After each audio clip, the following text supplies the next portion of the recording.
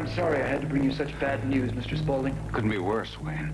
What I want to know is how in God's name did Mike Bauer track us down in Tenerife and so quickly? We took every precaution to cover our tracks. I wish I knew. Mr. Spaulding, I'm afraid I have more bad news for you. Senor Fernandez will not extend the rental on the helicopter. He was very firm about it. And he insisted I give him my name and address. Well, you didn't, did you? Of course not, but that's one of the reasons he refused. So what do I do now? Just wait here for Mike Bauer to find me? This is a big island, Mr. Spaulding, and the villa is very secluded. It would take anyone a great deal... No, you're wrong. There has been someone else up here. Don't forget that cigarette butt I found. I know that here we'd found a place at the end of the earth where we could be safe. Strange, I remember Mike Bauer saying that he would follow me to the ends of the earth. Wait, did Alan tell you that he's promised me a trip down to Orotava tomorrow? I can hardly wait. Yes, and there's a big story in today's journal about you finding out that Alan had been in Puerto de la Cruz and that he left there just before you arrived. Do you have any idea where he went, Mike? No, not yet, but I got some pretty hot leads. I found a driver that took him to a heliport. Now, I talked to the owner there and found out that Wayne had taken a 2-week lease on a chopper with a pending extension agreement. So I told that guy if Wayne called him not to give him the extension and try to find out where they were. I'm just waiting to hear back from him now. I just hope that Alan doesn't suspect that I'm on his trail. If by any chance Alan should try to call you, I wish you'd try to find out where he is, will you? Yeah, well, listen, Mike, I'm going to be out of the office for the next 2 days. Carrie and I are taking off to the mountains. Oh, really? I don't want to bring up anything unpleasant, but... Listen, Mike, it's okay. I have been cleared, and Larry's told me I'm free to come and go as I please. Good. That's great news. Yeah, it sure is. I'm a little wiped out at the moment, and I can use the time off. Yeah, I'm sure you can. Listen, give Carrie my best, will you? Yes, I will. Also, would you pass this latest information on to Ed and to Larry? I tried to reach Larry, but he was busy questioning another suspect. Now, believe me, Miss Chamberlain, I'm not trying to persecute you. I'm just trying to get the story straight. Now, you said you went home right after the banquet ended. That was around 10:15. But your doorman says that you didn't get there until, well, just before your father. It was around 11:30. Now, that still leaves over an hour there to be accounted for. How many times do I have to tell you I was waiting for a taxi?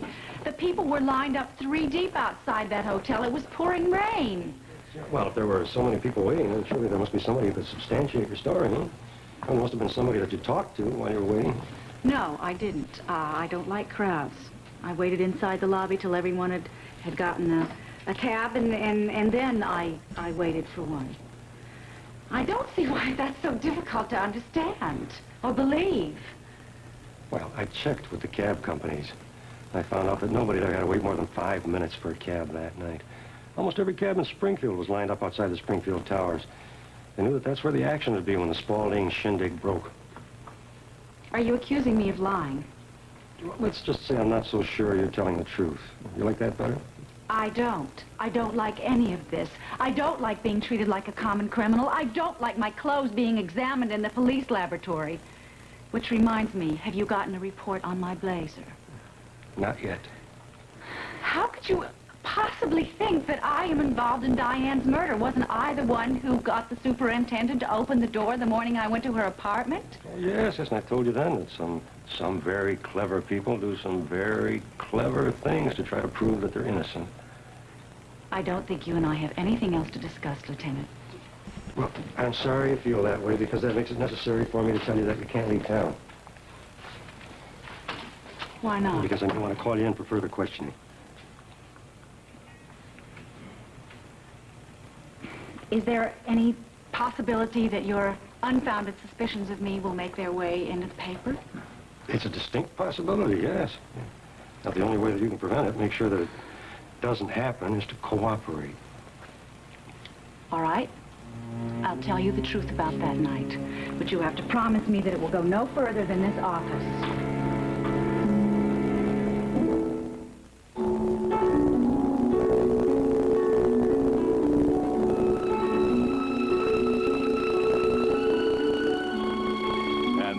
Award-winning Guiding Light. I can't believe that Mr. McCord called Dr. McIntyre to confirm his appointment today. Well, that's what Dr. McIntyre told me. But he was supposed to be in Morocco. I mean, where's he been? He's supposed to have been up. Maybe he never left town. Oh, I bet Mrs. Renfield called Mr. McCord the minute that Lieutenant Wyatt left that house, and I bet that he knows that I'm the one that went to the police, so he knows about and told him about the gun and told... Oh, this is the worst day of my life. I'm probably going to get fired. I'm not going to have any money. I don't like to see you worrying like this. It's not good for you, and it's not good for our baby. I can't help it. I may be out of a job. Oh, Nola, that is the last thing you should be worrying about. Don't you know that I would take care of you no matter what it took? Oh, Floyd. Nola, I'm glad that you've seen Dr. Sedgwick today. But you've got to promise me before you leave, please come and tell me exactly what she says. Thanks for everything. Well, Kelly's going to start making a lot more sense once he gets off his crazy schedule he's on. Well, I can't believe how chummy Hillary and Morgan are these days. Why shouldn't they be? Well, Kelly and Hillary had a big thing before he married Morgan. Well, that was over between them a long time ago. I mean, Hillary's got Derek now, and Kelly's married, you know. I don't think Hillary's ever going to get over Kelly, though. You know, I wish that you guys could work this out. I mean, you used to be Morgan's best friend. Just forget it, Floyd, because it's never going to happen. I don't understand what happened between you guys. I mean, it couldn't have been that bad. You know, why don't you try and start to make things better? The opening of the Copper Lantern. Everybody will be there, and it'll be a real special night for Morgan and Kelly, you know, with her giving a little birthday dinner for Kelly. You know, everybody will be in a real friendly mood. I just hope Kelly doesn't find out about my speaking to Ed about getting Justin to let him off work early. I'm sure Ed won't say anything. Well, Justin already has. If you remember yesterday, Kelly kept asking how Justin knew about Kelly's birthday coming up. He kept bringing it up on the way home. Oh, I'm sure he won't find out. And besides, once it's over, you don't have to worry about it, right? Can you believe that Nola is here so soon? I can feel her watching us, but I won't give her the satisfaction to turn around. What is she doing here, anyway? Oh, who knows? Listen, I know you were disappointed Kelly couldn't have lunch with you, but I'm glad I could fill in. It gave us a good chance to have a nice talk. Yes, so am I. I'm also glad you and Derek are going to be there at the opening of the Copper Lantern. You'll be able to help celebrate Kelly's birthday. Oh, yeah, we'll be there, all right. Of course, unless Derek has to work late. You know, you got Ed to help you out. Mike is gone. I've got no one to help me unchain Derek from his desk. Listen, Hillary, I have to go down to Spaulding Enterprises. Amanda wanted me to stop by to pick up the check for Kelly's birthday dinner. I'll probably stop by later, but if you see Kelly before I do, send him my love. Okay. Bye-bye. Hi, Morgan. How are you? Hi, Floyd. Say, I hear Kelly's going to be doing a big production number the night of the opening of the Copper Lantern. I'm not sure. He hasn't told me yet. Hi, Morgan. Nola. Take care.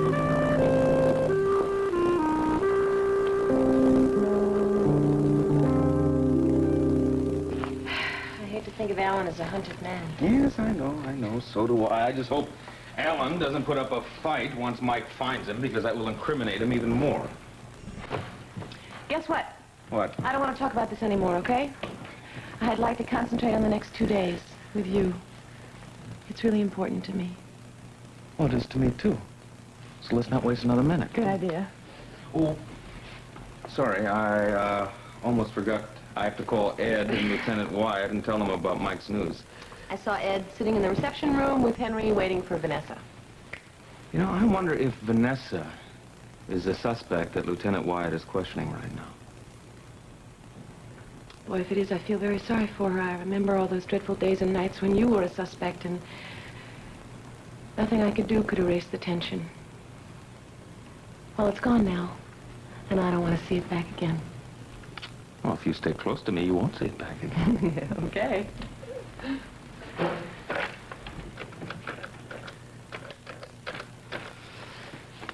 Stay here. Yes, Lieutenant Wyatt, please. Uh-huh. Yes, I understand. That's all right. I'll call him back later. Thank you. We're gonna have to wait for a few more minutes. The suspect, whoever it is, Lieutenant Wyatt is still questioning. So I waited in the lobby of the Springfield Towers for my father. I saw him get off the elevator, and he was in such a big hurry that he didn't even see me.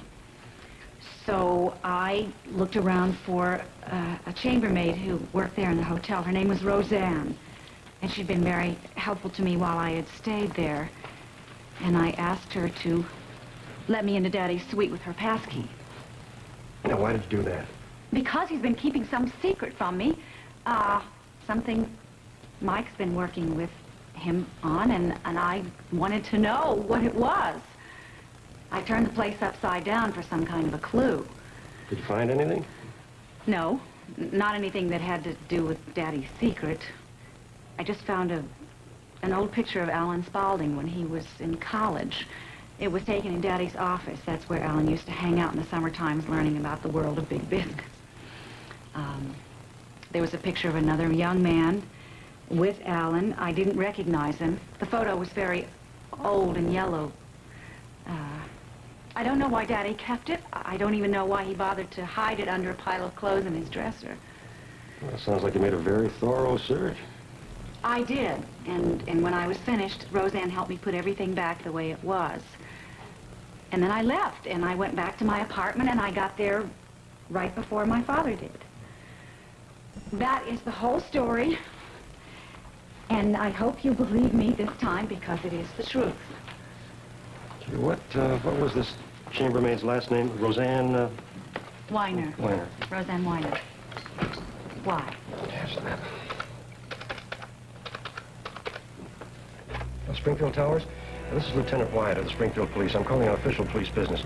Do you have a chambermaid on your staff named Roseanne Weiner? Could I speak with her, please?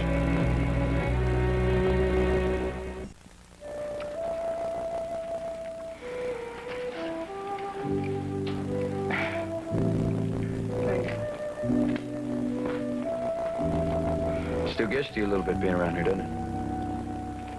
No, I was fine until you brought it up. Forget I ever opened my mouth. No, too late. Once you say something, you can't take it back. Might be misinterpreted, but you can't take it back. I'm going to be fine. I'm going to be fine. Every day away from Andy puts things in a lot better perspective, if you know what I mean. Yeah, I think so. It's just that every once in a while my emotions do get the better of me, like last night. There was something last night. Yeah, I was in a weird mood. I just get so angry at myself for everything that I let Andy do to me. Well, good. Yeah, right. At the same time, I find myself missing him. Is that ridiculous? At one point, I even sat down and wrote a nice long letter to him, telling him everything I'm feeling. I don't know how he's going to feel when he gets the letter, but I certainly felt a lot better having written it. That's great. Yeah. And you know what? What? I think you're going to go on feeling better the more you deal with this thing. In fact, I know it. How would you know? According to you, you never felt that way about anyone in your life. Well, maybe I never felt that strongly about anyone, but I know what it's like to lie awake nights thinking about someone. Well, it's nice to know you've got those feelings. Was that someone Gracie? Or Darlene? Or, Nah, nobody special. I was just talking.